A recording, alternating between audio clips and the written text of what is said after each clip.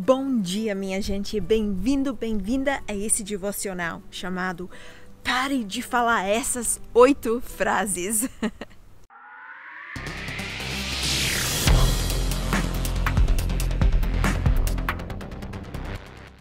Então, todos nós sabemos que os israelitas sofreram pra caramba no deserto. Deus testou eles e o teste deles demorou 40 anos, porque falhavam o teste vez após vez após vez. E por que não passaram esse teste de Deus? Paulo nos deixa uma lista aqui dos pecados principais deles que serve como advertência para nós.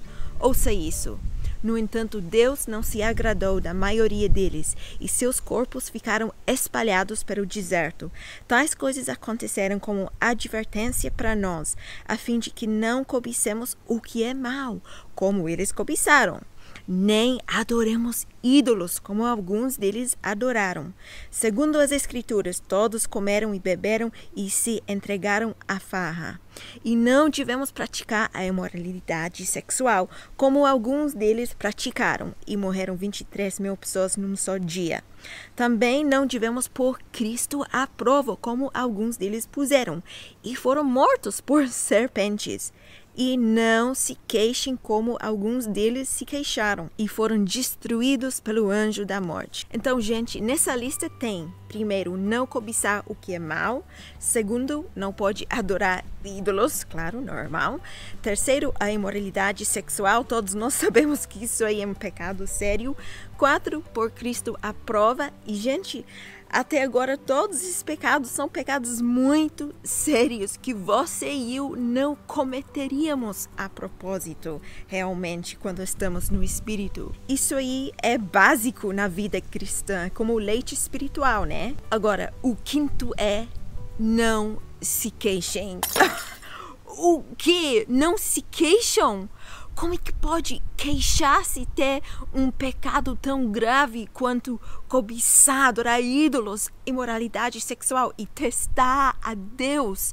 Você não acha que parece meio estranho não queixar estar na lista? Tipo assim, parece que está fora do lugar. Mas se está nessa lista, então é porque é um pecado muito sério diante de Deus. Significa que Deus não gosta que nós queixemos. E isso aí é uma novidade para mim. Talvez não seja uma novidade para você. Então você é mais espiritual do que eu. E sabe, gente, o pior de tudo é que eu pensava que eu não queixava.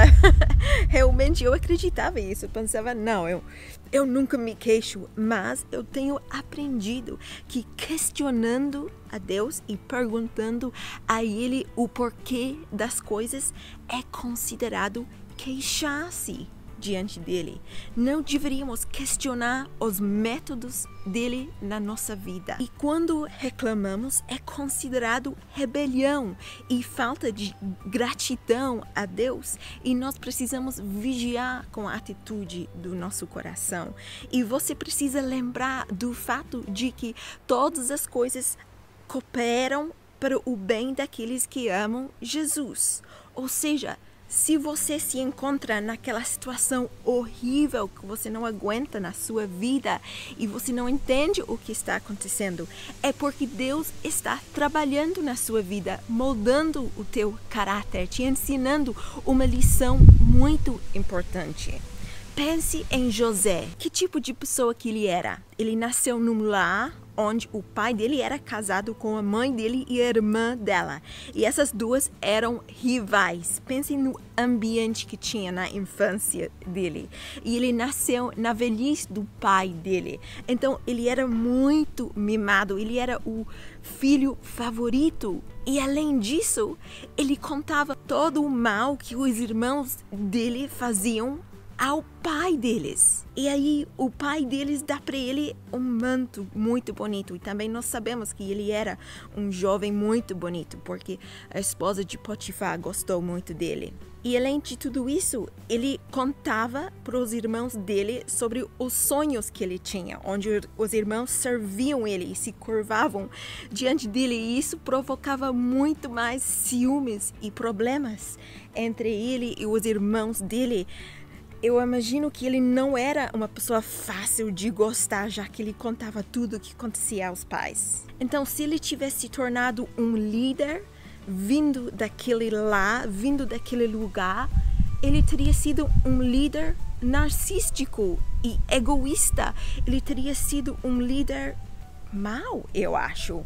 No entanto, Deus trabalhou tanto no caráter dele que ele permitiu que ele fosse vendido como um escravo, que ele fosse para a prisão, para moldar e mudar o caráter dele, para ele se tornar um líder forte e muito bom. Porque se isso não tivesse acontecido, ele teria sido um líder muito complicado e cheio de ódio e uma pessoa mimada. Então, realmente, gente, todas as coisas acontecem para o bem daqueles que amam a Deus. E quando nós entendemos isso e olhamos para a história de José, nós vamos parar de reclamar, eu acredito.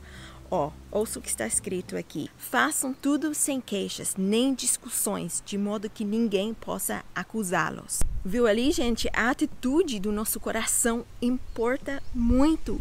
E você, qual que é a atitude do seu coração? É de reclamação ou agradecimento? Porque reclamar significa que nós estamos dizendo para Deus: Deus, eu não gosto do que o Senhor está fazendo na minha vida e eu acho que você deveria fazer isso de maneira diferente. Ou seja, isso é uma falta total de reverência por Deus e é uma crítica do caráter de Deus.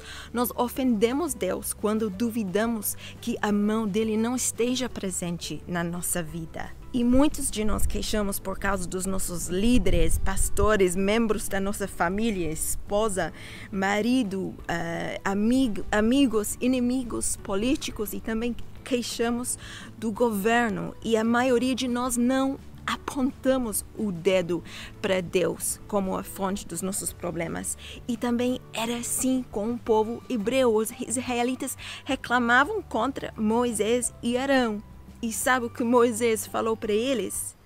O Senhor lhes dará carne para comer à tarde e os saciará com pão pela manhã, pois ouviu suas queixas contra ele. O que fizemos? Sim, suas queixas são contra o Senhor e não contra nós. Ou seja, quando reclamamos da vida ou de qualquer situação que estamos nos passando, de fato estamos queixando contra Deus. E se você não me acredita, ouça isso. Vocês falaram coisas terríveis contra mim, diz o Senhor.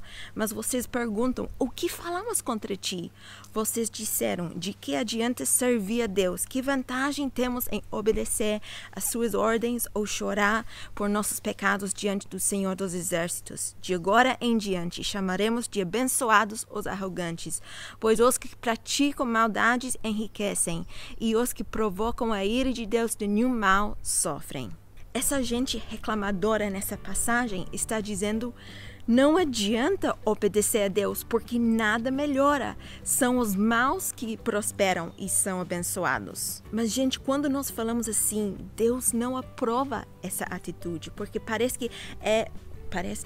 é uma crítica do caráter de Deus e é uma falta completa de reverência por Ele. Então, qual é a lista das 8 frases que todo cristão nunca deveria dizer? Vamos lá agora. Primeiro, eu não acredito que isso esteja acontecendo comigo. 2, mas por que eu? 3, por que eu tenho que passar por isso? 4, odeio isso. 5, ninguém entende o que está acontecendo comigo. 6, por que não posso ter uma vida normal? 7, Deus, tire isso de mim. 8, por que faço tanto esforço? Desistir seria mais fácil. E eu tenho a certeza de que cada um de nós já expressou alguns desses pensamentos e atitudes quando enfrentamos a adversidade. É uma pena que não entendemos o propósito de passar por um teste e sofrer. Mas Deus sabe as nossas necessidades e Ele sabe do que precisamos para crescer em caráter, para termos maior eficácia para o reino dele. É por isso que Paulo fala que nós recebemos o privilégio não apenas de crer em Cristo, mas também de sofrer por Ele. E, gente, o sofrimento faz parte da vida cristã. Para Deus é muito importante para nos ensinar 1 milhão de coisas na nossa vida, para mudar o nosso caráter, para aguentar o que nós precisamos passar pela frente. E nós nunca deveríamos reclamar disso ou daquilo que está acontecendo na nossa vida. Amém? Vamos orar.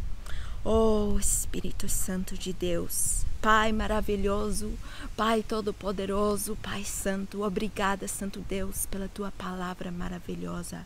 Obrigada, Santo Deus, porque tu nos instruis, tu nos moldas, tu nos mudas completamente durante a caminhada da nossa vida.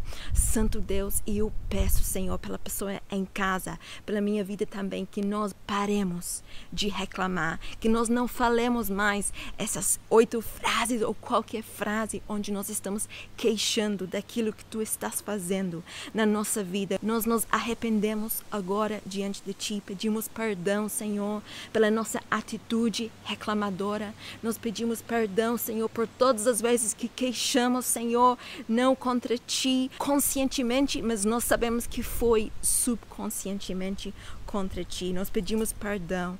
Nós pedimos, Santo Deus, um novo começo, um renovo na nossa vida, Pai. Que nós possamos levar a nossa vida sem reclamar, sem queixar, e que nós possamos clamar a ti todos os dias quando nós estamos passando por um deserto espiritual, quando nós estamos passando por sofrimento na nossa vida. Que nós olhemos para ti, que nós tenhamos o olhar fixo em ti, que nós te busquemos com todo o nosso coração e que possamos passar o teste para podermos sair do deserto espiritual e sair do teste o mais rápido que for possível, que possamos aprender aquilo que estás nos ensinando. Te peço, Santo Deus, que tua vontade seja feita na nossa vida, em nome de Jesus. Amém, gente. Deus te abençoe. Um beijinho. Tchauzinho.